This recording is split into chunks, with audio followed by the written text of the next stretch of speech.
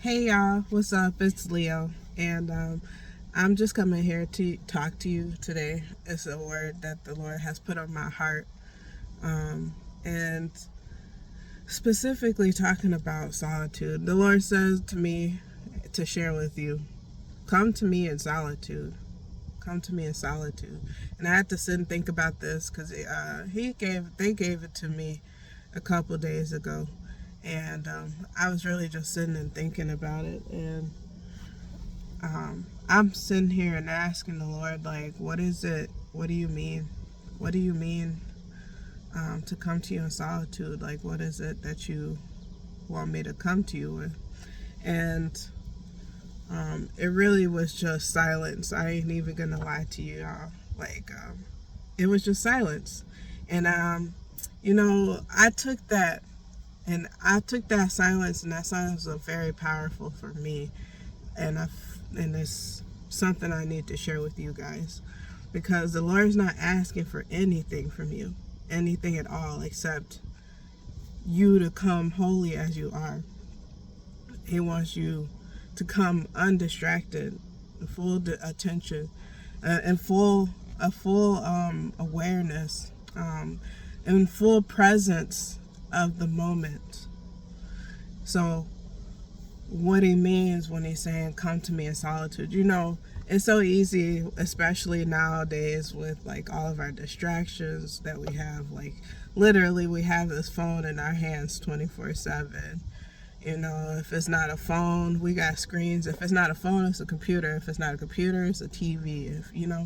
So all these different types of screens. Not only that, we've got people around us all day, every day, depending on what you do for work or where you go, or even if you have family. It's hard. It's kind of hard to just be alone, be fully present in today's society. And the Lord is asking you to prioritize that. Prioritize that, and specifically because in that silence, that's when you're able to receive. That's when you're able to be in a receptive mode. That's when you're able to hear, listen to the Lord. And I really, really, really have to say this because, I don't know if you know, but I want to share with you now, like, the Lord does come to us in many different ways, shapes, and forms. The Lord is seeking us out in everything that we do. I'll share this story with you. So when I first was having my transformation, when I had hit my rock bottom, I decided I didn't want to live this way no more. At that time, I still didn't believe. I had known God and Jesus because I went to church, but I didn't believe. My faith was gone. So I had just wanted to get into spirituality. And I was diving into tarot and all of that stuff. And I got really deep into YouTube tarot. Like, when I tell y'all, I used to watch YouTube tarot all day, every day. If you go look at my old screen, I don't know what it's called, y'all. You know how your phone will tell you, like, what apps you've been on all day, what apps been open or running all day. If you go back and look back 2-3 years ago, I don't remember how long ago it was, YouTube was literally playing like 16 hours of my day, and all I was watching was YouTube tarot. That's literally all I was watching. So I used to be really deep into YouTube tarot, and I remember at that time I was into the YouTube tarot because I truly believed, and I know still to this day, that was how the Lord communicated to me. Now, the thing about it, and I have to say this, I'm going to get a little bit off track because I'm talking about tarot, and there's going to be a mixture of Christians watching me and a mixture of spiritual people watching me. And when it comes down to tarot, yes, that may be a form of how the Lord is communicating to you, but you have to be aware that in that form is not only the Lord communicating to you. Actually, it's not the Lord at all. It may be like, for me, for me personally, it wasn't the Lord actually communicating to me through tarot. He had like Michael, or Archangel Michael, Archangel Gabriel, Archangel Raphael. Those were the three that communicated to me. Not only that, I had other deities communicating to me through tarot. So it would be like Kali Ma, it would be like, I don't even remember some of the other names. You could see that they were irrelevant. It would be even spirits that I wasn't even aware of until later after fact, when I stopped dealing with tarot. So you have to be aware that, yeah, there's messages coming to you, but not all those messages are accurate. Not all those messages are, for your greatest good. And you have to have awareness and know who it is communicating to you. So at that time, the archangels were guiding me away from tarot towards the Lord. And as there was a period of time, I remember this so strongly. There's a period of time, it was like, I want to say at least 6 months. I want to say at least 6 months that I had to give up YouTube tarot.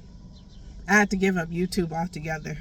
I had to stop watching YouTube because I was so deep into it.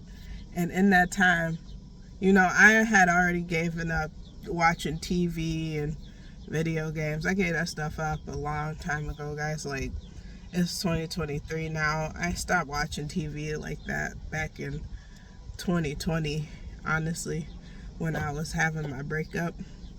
But in that time that I had to let go of tarot, I actually was kind of relying on it, and that was how I believed that, I was getting guidance and messages.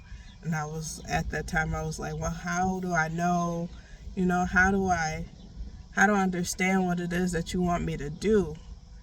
And I had to sit in silence, I had to isolate myself, and I had to literally shut off the noise. No music, no YouTube, no friends, I literally just had to be alone and sit with my thoughts. And in those thoughts, that was when the Lord let me know that, I never needed any of those things. Those things were a crutch to the ability that I already had, the discernment that I had already gained through my own life's experiences. And I think that somebody needed to hear that right now.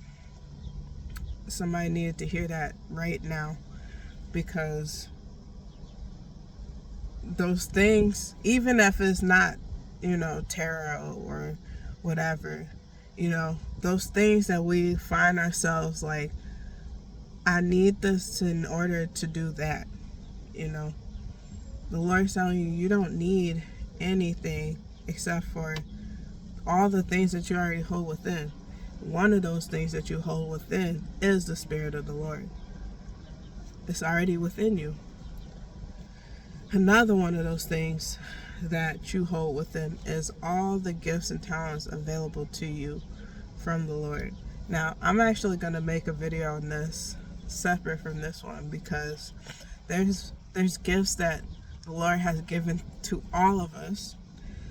Some gifts that we all have the ability to tap into. Maybe we don't all tap into because of whatever different situations, but we all have the ability to tap into them. And then there's individual gifts that the Lord gave us each to fulfill our purpose here on earth.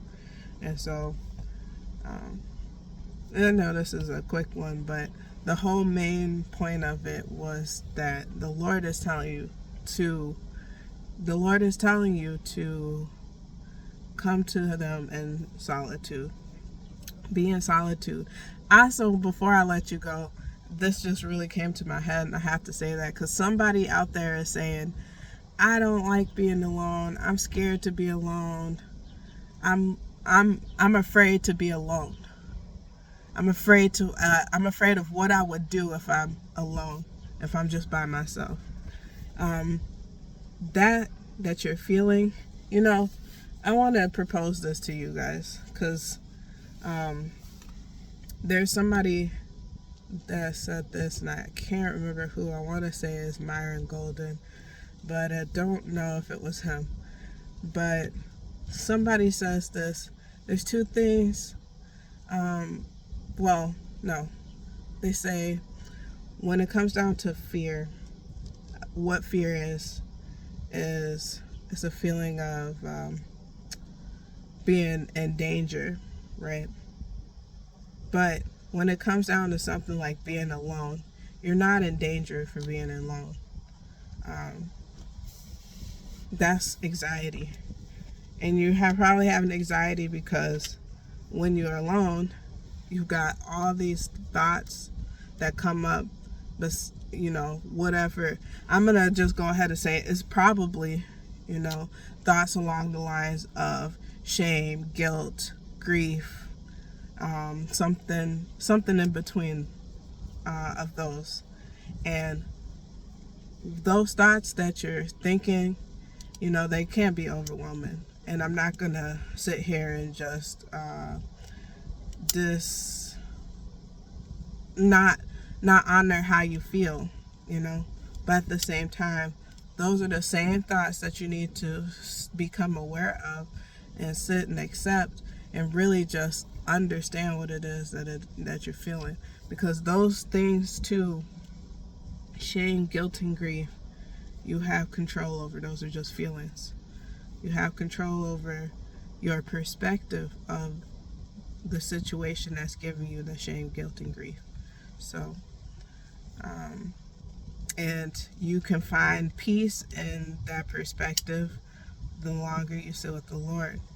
So so I have to speak for a second too. I know I keep saying, I know I keep making it sound like I'm about to close up, but I have to speak for a second too to people who are more spiritual, and maybe you were like me and you just not in that place where you believe yet. That's okay that you don't believe in the Lord, because no matter what you do, the Lord's going to come and find you, for you are his sheep.